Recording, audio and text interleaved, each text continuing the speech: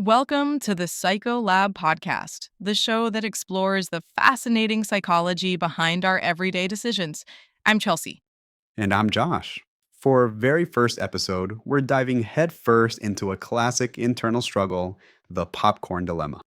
Ah, yes, the moment of truth at the movie theater. Exactly. You have a giant buttery bucket of popcorn. Do you eat it all during the previews, or do you save some for the actual movie? I'm just saying, $12. 12 for a bucket of popcorn. I could have bought the entire movie on Blu-ray for twice that. It's criminal. $12.50, if I recall correctly, you bought the large. Well, yeah, of course I bought the large. The medium was $12. Right. But the large is only 50 cents more. It's a no brainer. You get like double the popcorn. It's the best value. Exactly. You didn't want the large, you just wanted the deal. That is the trap. Ugh, trap? What are you talking about? It's just popcorn. I was hungry. Oh, it's never just anything, my friend. You weren't a victim of hunger. You were a victim of a carefully constructed psychological illusion. You were played. Played? By the teenager working the concession stand? I doubt it. Not by the teenager, no. By the pricing itself. The entire menu is designed with one purpose to make you buy the large popcorn, even if you never intended to. Okay, Sherlock, explain. How did a cardboard sign outsmart me? It's elementary. Let's examine the evidence. You have three options: a small popcorn, let's say for $7. Uh huh, which is a total ripoff. Then you have the large for $12.50. Also, in isolation, a terrible price for corn. Right, still with you. But then, sitting right there between them is the masterstroke of manipulative genius, the medium, priced at $12. The medium. Precisely. An option so ridiculously bad, so obviously a poor deal compared to the large, that it ceases to be a real choice at all. It becomes a reference point, a decoy. A decoy. So it's just there for show? It's there to make your decision for you. Without the medium, you'd compare the small to the large. That's a $5.50 jump, a significant leap. You might actually consider the small. You might even, heaven forbid, buy nothing at all. Yeah, maybe. That is a big price jump. But introduce the medium $12, suddenly the calculus in your brain changes entirely. You're no longer comparing small to large, you're comparing the medium to the large. Hmm. And in that comparison, the large is the undisputed champion. It's only 50 cents more for what feels like a mountain of extra popcorn. Your brain lights up. It screams, "Value! I found the value." It it really does feel like a good deal when you put it that way. That's the illusion. The medium popcorn is designed to be ignored as a product, but embraced as a tool for comparison. It exists only to make the large look like an irresistible bargain. You walked in wanting a snack, and you walked out with a family sized tub because you were tricked into thinking you'd outsmarted the system. Ugh, so you're telling me that medium popcorn, nobody buys it? Oh, some people do, but its primary role isn't to be sold, it's to be the ugly friend. The what? The ugly friend? Think about it. When you're trying to choose between two relatively attractive options, it can be difficult. But if you introduce a third option that is clearly inferior to one of the first two, but not both, it makes the superior option seem vastly more appealing. So the medium popcorn is the wingman for the large popcorn? An excellent analogy. It makes the large look like a superstar. The scientific term for this phenomenon is the decoy effect, or asymmetric dominance. Okay, now you're just making words up.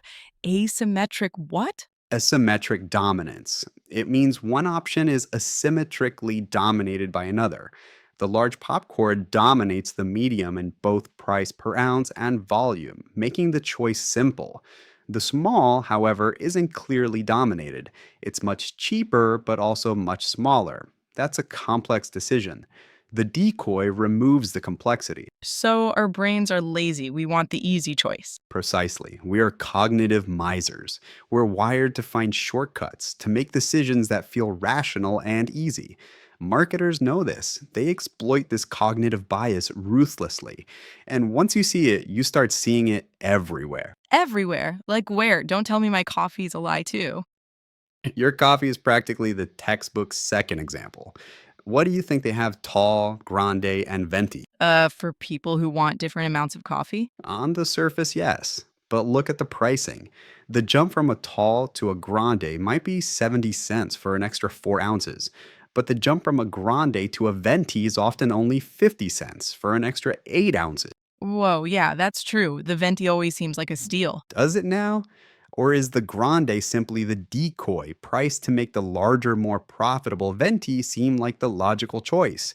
You go in wanting a medium coffee and you walk out with a giant sugar milk concoction because the deal was too good to pass up. I literally did that this morning.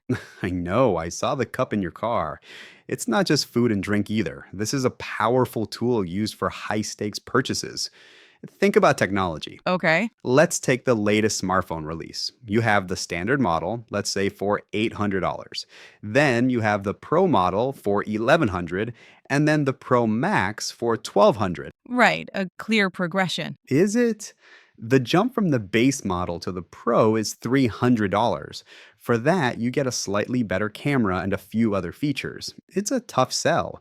Many people would stick with the base model. Okay, I see where this is going. But the jump from the Pro to the Pro Max is only $100. For that, you get a bigger screen and better battery life. Suddenly, the Pro model looks like a terrible deal. It's the decoy. Right. It makes you think, well, if I'm already spending 1100, I might as well spend 1200 and get the best of the best. And now you've done it. You have rationalized spending $400 more than you originally intended. You didn't compare the $800 phone to the $1,200 phone. You were manipulated into comparing the $1,100 phone to the $1,200 phone, a battle you were guaranteed to lose. This is infuriating. So, my entire life is a series of choices between a good option, a great option, and a fake option designed to make me pick the great option. And many consumer contexts, yes. Magazine subscriptions are a classic. Digital only for $59, print only for $125, or digital and print for $125. Wait, what? That's just blatant. And brilliantly effective. The print only option is a pure decoy. No one in their right mind would choose it, but by its very existence, it imbues the digital and print bundle with incredible perceived value. They sold thousands more combination subscriptions with that decoy than they ever did without it. So, what's the solution? How do I fight back? Should I just always buy the small popcorn out of spite? You could, but the key isn't to be contrarian, it's to be mindful. The first step in dismantling the trap is knowing the trap exists. Okay. Before you make a choice, consciously ignore the middle option. Remove the decoy from the equation. Look only at the small versus the large, the base model versus the top tier. And ask myself what I actually want. Precisely. Ask yourself, do I genuinely need the enormous bucket of popcorn, or am I just being seduced by the illusion of a good deal? Separate your actual need from the manufactured value. So next time, I'll just compare the $7 small popcorn to the $12.50 large one, and I'll probably realize neither is a good deal and just not buy popcorn. A radical thought. And the theater loses a sale. Ha! Who's outsmarting who now? Indeed, but then again, they also sell $12 boxes of candy that cost them less than a dollar. The game never truly ends. Ugh, of course it doesn't. Well, at least next time I get a venti, I'll know I've been had. And I'll probably still get it. But I'll know. And knowing, as they say, is half the battle.